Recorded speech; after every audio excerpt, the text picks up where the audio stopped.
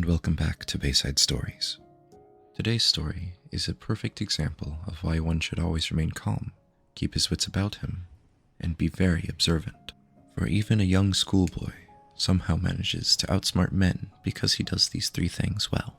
The book can be found in Whiterun's Dragon Reach Dungeon, Halted Stream Camp, Reach Cliff Cave, and Ramrock Barrow, as well as being purchasable at the Arcanium. Be sure to subscribe if you want more stories, and leave a comment of which book you would like me to read next. Ancient Tales of the Dwemer, Part 1, The Ransom of Zarek, by Marabar Sol. Yalamel stood in her garden and read the letter her servant brought to her. The bouquet of joss roses in her hand fell to the ground. For a moment, it was as if all birds had ceased singing and a cloud had passed over the sky. Her carefully cultivated and structured haven seemed to flood over with darkness. "We have thy son," it read. "We will be in touch with thee shortly with our ransom demands." Zarek had never made it as far as Ekgun after all. One of the brigand on the road, orcs probably, or accursed Dunmer, must have seen his well-appointed carriage and taken him hostage. Yelma clutched at a post for support, wondering if her boy had been hurt. He was but a student, not the sort to fight against well-armed men, but had they beaten him, it was more than a mother's heart could bear to imagine. "Don't tell me they sent the ransom note so quickly," called a family voice, and a familiar face appeared through the hedge. It was Zarek. Yalamel hurried to embrace her boy, tears running down her face. "What happened?" she cried. "I thought thou had been kidnapped." "I was," said Zarek. 3 huge soaring Nords attacked by carriage on the Firmvorn Pass. Brothers, as I learned, named Matthias, Ulen, and Korg. Thou should have seen these men, mother. Each one of them would have had trouble fitting through the front door, I can tell thee." "What happened?" Yalamil repeated. "Were thou rescued?"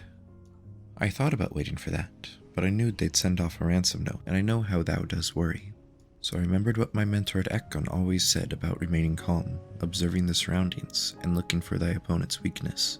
Zarek grinned. "It took a while, though, because these fellows were truly monsters.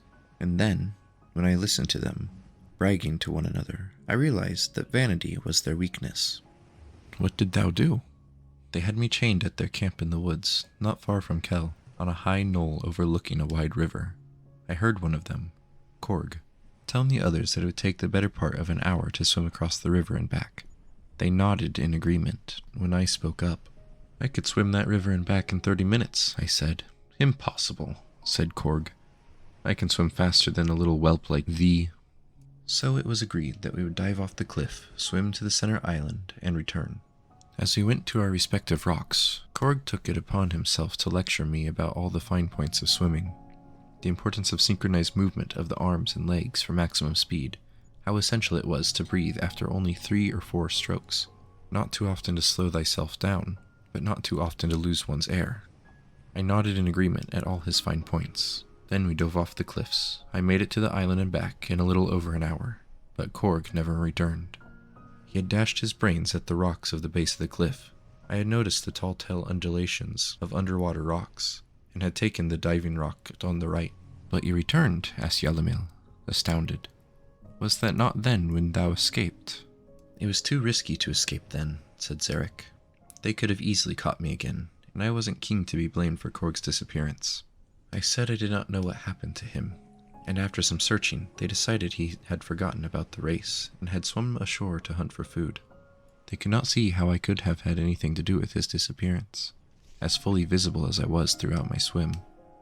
The 2 brothers began making camp along the rocky cliff edge, picking an ideal location so that I would not be able to escape. One brother, Matthias, began commenting on the quality of the soil and the gradual incline of the rock that encircled around the bay below. "Ideal," he said, "for a foot race." I expressed my ignorance of the sport, and he was keen to give me details of the proper technique for running a race. He made absurd faces, showing how one must breathe in through the nose and out through the mouth, how to bend one's knees to the proper angle on the rise, the importance of sure foot placement. Most important, he explained, was that the runner keep an aggressive but not too strenuous pace if one intends to win. "It is fine to run in second place through the race," he said, "provided one has the willpower and strength to pull out in the end." I was an enthusiastic student, and Matthias decided that we ought to run a quick race around the edge of the bay before night fell. Ulin told us to bring back some firewood when we came back. We began at once down the path, skirting the cliff below. I followed his advice about breath, gait, and foot placement, but I ran with all my power right from the start. Despite his much longer legs, I was a few paces ahead of him as we rounded the first corner. With his eyes on my back, Matthias did not see the gape in the rock I jumped over. He plummeted over the cliff before he had a chance to cry out. I spent a few minutes gathering some twigs before I returned to Ulin at camp. Now thou were just showing off, frowned Yalamel. Surely that would have been a good time to escape. Thou might think so, agreed Zarek, but thou had to see the topography. A few large trees, and then there was nothing but shrubs. Ulin would have noticed my absence and caught up with me in no time, and I would have had a hard time explaining Matthias's absence. However, the brief forage around the area allowed me to observe some of the trees close up, and I could formulate my final plan. When I got back to camp with a few twigs, I told Ulin that Matthias was slow coming along, dragging a large dead tree behind him.